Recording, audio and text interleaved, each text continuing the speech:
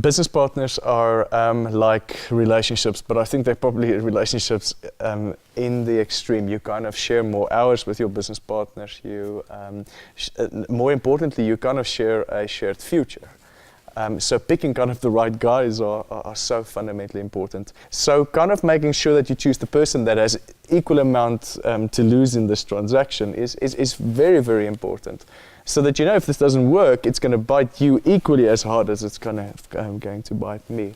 In terms of talking about partnering when you start a business, the insights I learned from the Saatchi brothers is when Maurice and Charles Saatchi left Saatchi and started M&C Saatchi, they made sure that all 5 partners, because there were 3 other people with them, each were paid the same and had the same equity.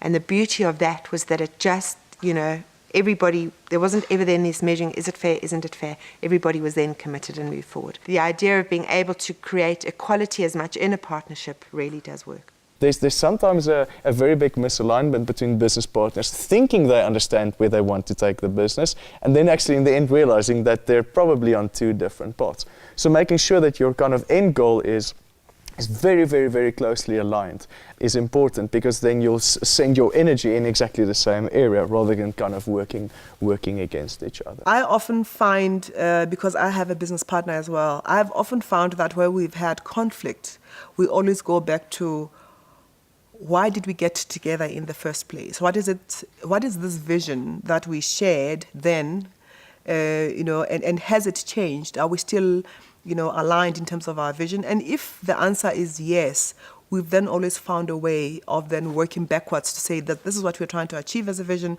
so how do we make this thing work? Partnerships, associates, anybody will approach you and sort of say, well, Lizo, can we buy into your business?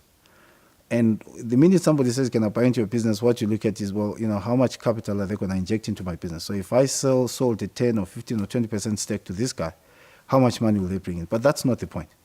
The money actually that they will bring in by approaching and wanting to buy a business isn't important. What's important is, if I'm bringing a partner into this business 2 years into kicking it off, what is this partner bringing in terms of the long-term life of the company?